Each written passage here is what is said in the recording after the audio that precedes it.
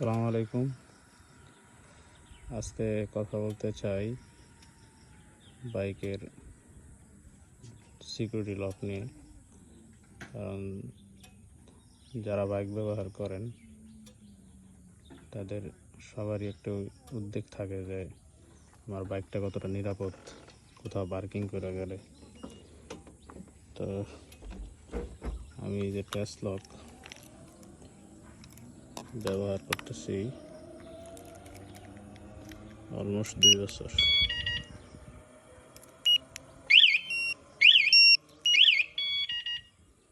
এখন এই test lock যে আমি 2 বছর ব্যবহার করলাম, এটার কিছু ভালো মন্দ দিক আছে, সেই বিষয়টা নিয়ে আলোচনা করব। সাথে থাকবেন আশা করি।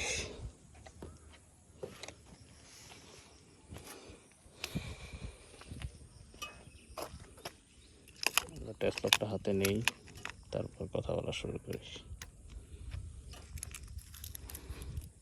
এটা হচ্ছে টেস্ট লকের ডিফেন্ডার, যেটা নেক্সা এলিট যেটা বলা হয়। এটাতে কিছু সুবিধা আছে, কিছু অসুবিধা আছে। সুবিধার দিকটাই বেশি, সেটা হলো এটা অটোমেটিকলি লক আনলক হয়, মানে আপনাকে লক করতে হবে না সুইচ টিপে। এবং এটা একটা অ্যাপস আছে, অ্যাপসের মাধ্যমে কন্ট্রোল করা যায়।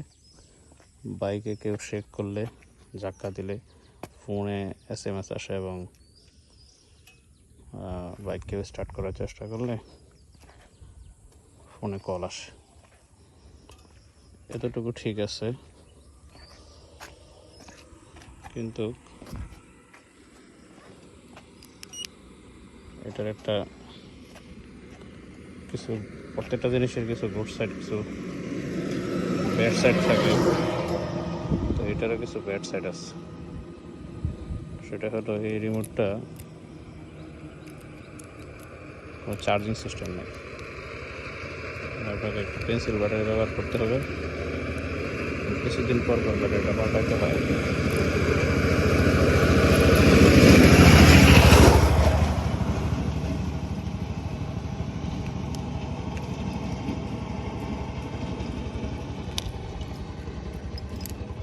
তো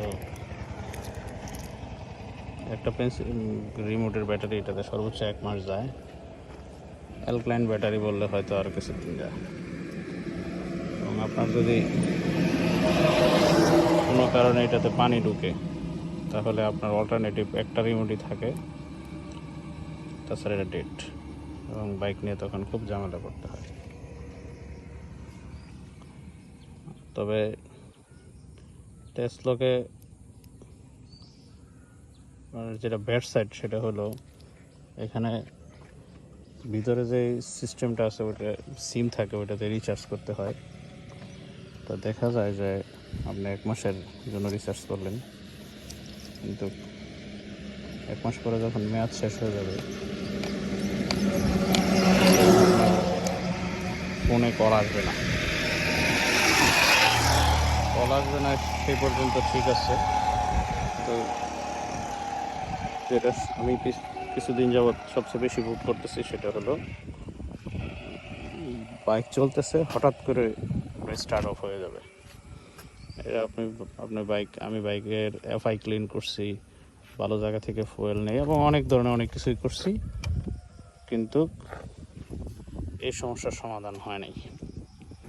পরবর্তীতে যখন দেখা যায় যে আবার যখন রিচার্জ করি, তো রিচার্জ করার কিছুদিন পরে, 2-1 দিন পরে দেখা যায় যে আর এই সমস্যাটা দেখা দেয় না।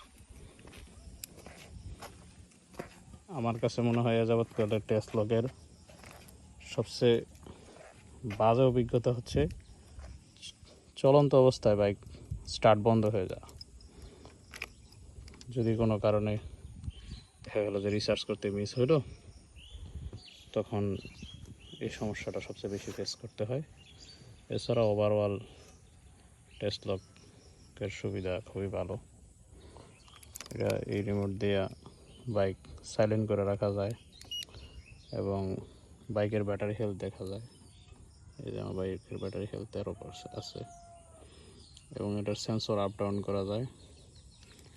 অনেক ধরনের কাজ আছে। তো